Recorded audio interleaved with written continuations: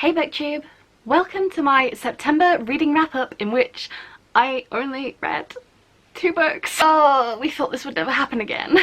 So yeah, September was a bad reading month for me. It was just like a bad month in general. I didn't post a TBR, but I did have like 6 books on my September TBR like in my head that I wanted to get through, and I only read 2 of them. I think this all kicked off when I went to Glasgow for a book signing. It kind of just like sent my mental health into like a nosedive, and so like I've just had like a bad mental health month, which is sort of translated into like just a bad reading month, just like a bad month. Like I haven't really posted many videos. It's just been not the best. But in terms of like the quality of the books that I read, to be fair, I read 2 very good books. So let's just get right on with it. The first book that I read in September was Dark Dawn by J. Kristoff. I'm pretty sure everyone saw this coming. I had made it very clear that I was going to read this book no matter what, like the day that it came out. So I did actually read a large portion of this while waiting for a Dark Dawn book signing to begin. There's a whole vlog on it. There's actually 2 vlogs on it technically, but like the nice aesthetic one is, oh god, it's this side, it's here if you want to go check that out. But yeah, obviously I'm not going to spoil anything if you haven't read any of the other books in this series, but this is the 3rd and final installment in the Nevernight Chronicle, which Nevernight is one of my favourite books so far this year. It is one of only 3 books that I have given a 5-star rating to this whole year. So needless to say, I had very high hopes for Dark Dawn. And as I say, I'm not really going to spoil anything. I'm not going to go into details, like you don't have to click away or skip ahead. But like, I feel like we just have to like admire the cover. Obviously I can't say very much about this. I will say, I know like a lot of people were like hit and miss with the way that the story resolved. I will say that I am satisfied knowing how things end. Obviously just like the nature of this book is a big departure from like, I guess, the sort of consistency of like the former 2 in the series. And it's really hard because like I can't say who my favourite character in this book was because it's a spoiler, and like I can't say the things that I did or didn't like about this book because it's a spoiler. So like I don't really want to do like a whole Dark Dawn review. I don't know, maybe I will at some point. All I will say is, it's like I can see why people are like upset with the ending, and I can see why some people love the ending. I'm not really on either fence. It's like I feel like it could have been better, but I didn't dislike the book. I gave this a 4 stars overall, which is, it's my least favourite in the like trilogy, I guess.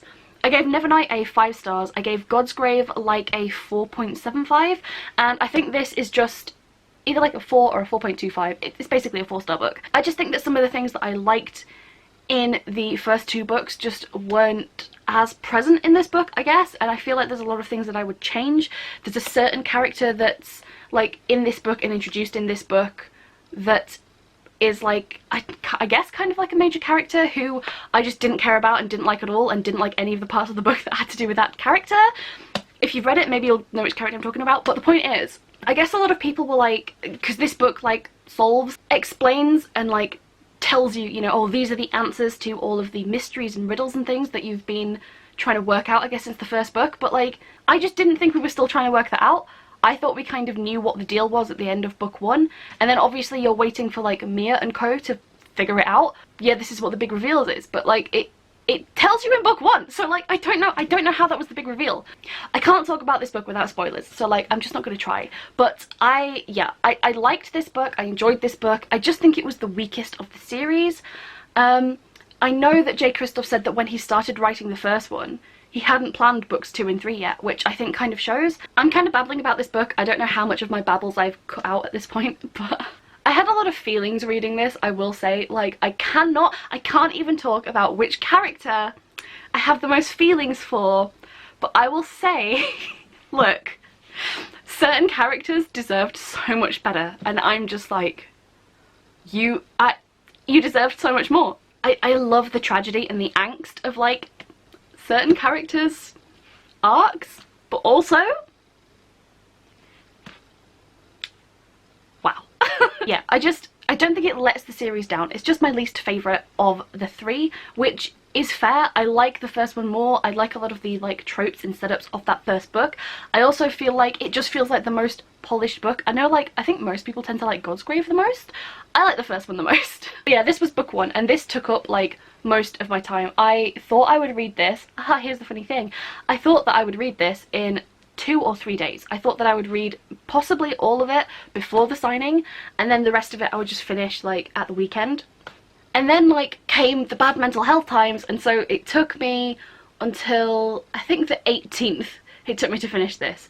So it took me from what, the 5th to the 18th. It took me a while. Not because it was bad, but just because like I was just bad. I was just being a bad reader. So book number 2, the last book I read in September, was The Blade Itself by Joe Abercrombie. Look how shiny. I love the British paperback editions of these books. They're fantastic. It's just such a beautiful book. So this month was the first time that I tried dipping my toes into like the, I guess, beautiful grimdark pit that is the writing of Joe Abercrombie. Is that the best way to put it? I've been looking forward to reading this series for a very long time, and I have obviously so far only read the first one, but I think I'm really going to love this series. I'm definitely like really intrigued. I like the world, I like the characters, I like the style of writing.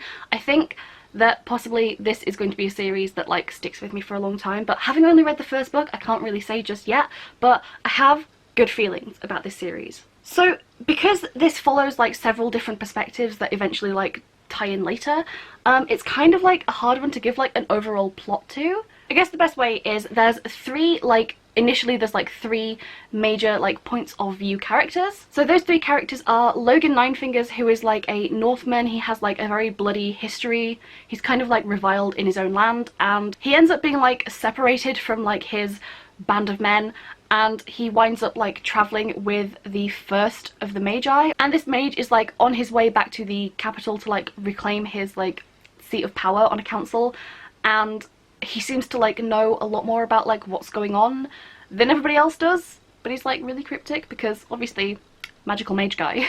Then there is Jazal Dan Luthar, who's like a young upstart like military, I think he's like a captain or something. He's sort of got like a middle rank in the military. He's like one of the younger sons, I think, of like some lesser noble. If he like wants to make a name for himself and like have a good position and get money, he kind of like has to do it through the military, and the best way to do that is to win like a fencing contest that is held every year. So for the most part, he's training for this fencing contest, and his character is like an absolute asshole. He's such a dick, but I love it. He essentially like thinks the world of himself. He's so like pompous and arrogant and self-involved and self-centered, and he really just doesn't care about anybody else. Like in his inner monologue, he's just so mean and cruel and patronizing to everyone else.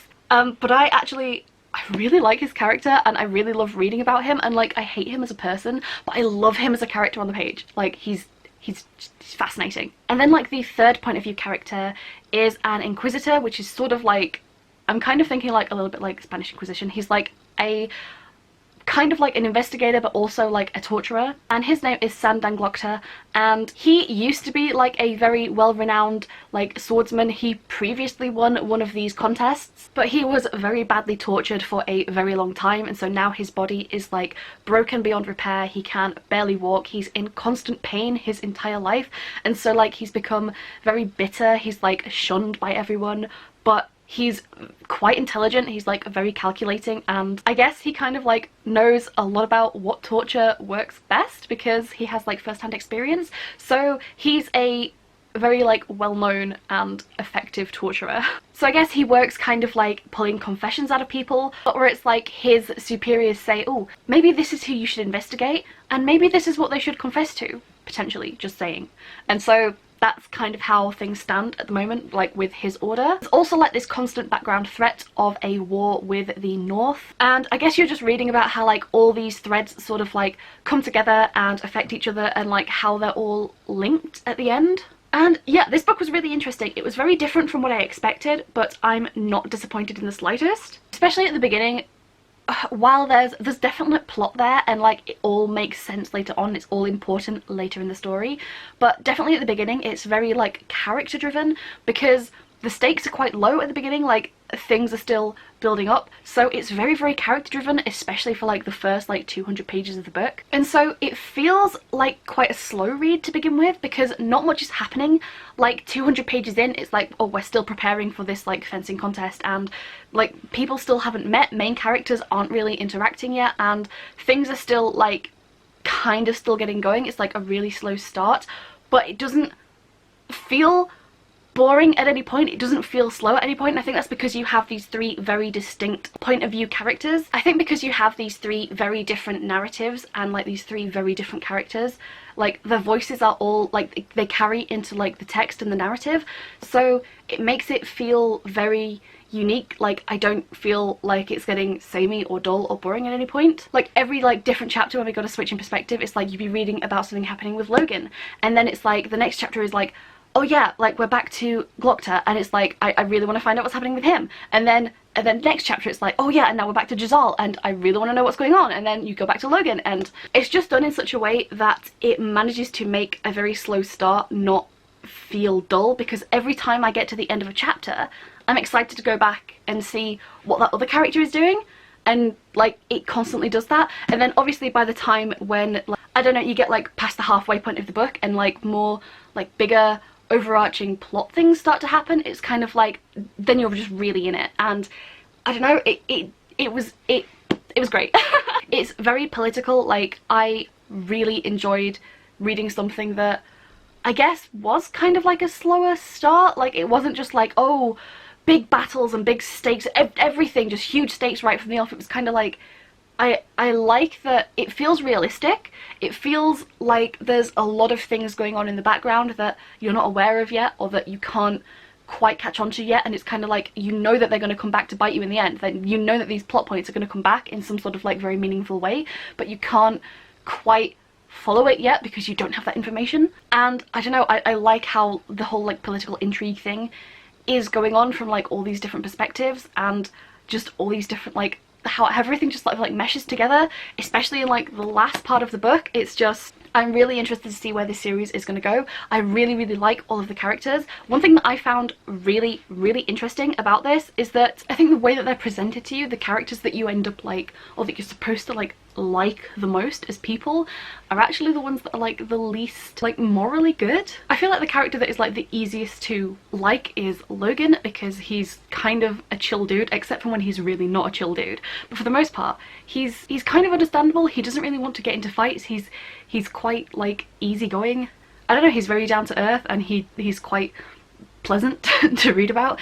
But then he has this like horrible bloody past where it's like he's kind of fairly irredeemable for like the things that he's done, and he's like very open about the fact that he knows these things about himself and that he is a bad person. As a character on the page, he's very likable. You have Glockta in the middle, who is like, I mean, he's my personal favourite, but in terms of like who's like most easily likable, he's kind of in the middle. He's enjoyable to read about, but like he does some pretty horrible things. He seems to have like no qualms about torturing very innocent people and ruining their whole lives as well as their bodies, and potentially just killing people for, you know, his own personal gain or the gain of his order.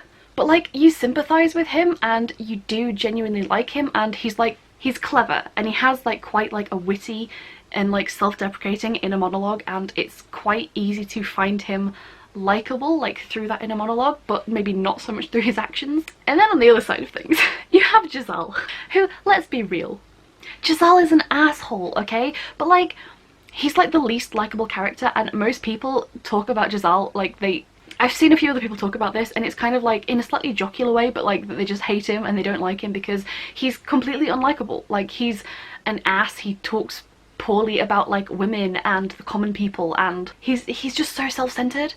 He's such like a spoiled brat little just asshole. He's an ultimate fuckboy. Like that's the only way I can put it. Except that he's like the least likable, but also he's never really done anything that wrong.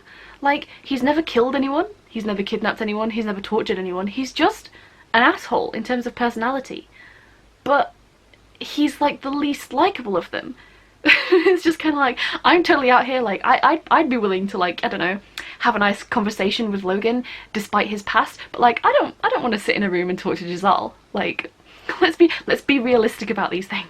So yeah, I don't know, I thought that was really interesting. I'm quite certain that that's a very purposeful thing that was done, because it kind of subverts the whole like, I don't know, the people who you should hate for their actions are actually the ones that you like the most for their personality. So I don't know, I noticed it quite early on when I was reading, and I was just really enjoying it. I think my favourite sections were all of Glockta's sections, just because like he's just really fun to read about on a page, honestly, and I find him really interesting, and I think he's a character with a lot of depth, and like I really like him. So I gave this book, and it's a rating that I need to think on, and I feel like I'll probably come back and rejig my rating once I've read the whole trilogy, because as I said, plot-wise and things, it was quite slow. So I gave it a 4 stars. I'm trying to work out, in comparison to some other like not quite 5-star books, like how it will sit to work out, like, is it a 4, 4.5, 4 point whatever. So I'm kind of trying to work that out at the moment. I really like this. I feel like it was well crafted, and I feel like I'm going to have to try and judge this as like a series, like a trilogy, rather than a standalone book, because I don't know, it's done a lot of setup, and for a first book I think it worked really well. Like, I'm really interested in reading the rest of the series, but I feel like the things that kind of make me give it a 5-star tend to be like my emotional connection to like a character or a plot line, or like just something, and I'm not at that point yet, but I feel like it's very possible that I will be at a later point in the series, so we'll see how I go. But I really did enjoy reading this book. I think it's fantastic, and there just has to be something very special about it for me to rate it a 5 stars. I feel like if I finish the series, come back and read this one, then maybe that will make me enjoy this more. I don't know, but at the moment it's a 4 point something. It is a fantastic book. I really enjoyed it, and I think I'm going to really love this series, so I'm very pleased to have read this. I was supposed to have read this entire series this month, but it just didn't happen, did it? So yeah, there you go. Those were the 2 books that I read this month. I don't know, what can I say? I mean, it's just over 1,000 pages, I think. It's just over 1,000 pages, which is a lot less for me than I'm used to reading. I don't know, I mean, maybe it was good to take like a month easy or something, but at the same time, I'm like, I could have read so much this month. I could have read so much. So yeah, I mean, the quality of what I read was great. I think these are possibly going to be, I mean, this is part of my favourite series, or at least one of my favourite series, and this I think is possibly going to be one of my new favourite series. So like, we'll see. The quality of what I read was great, but like, quantity wise, I need to do some work. So yeah, that was it. Thank you very much for watching this video, if you did, because again, 2 books, not that interesting. When are my wrap-ups ever interesting? But if you did like this video, then, you know, maybe check out the rest of my channel, and hopefully I'll maybe see you in the next video. Potentially, I'm hoping I'm gonna read more next month. Bye!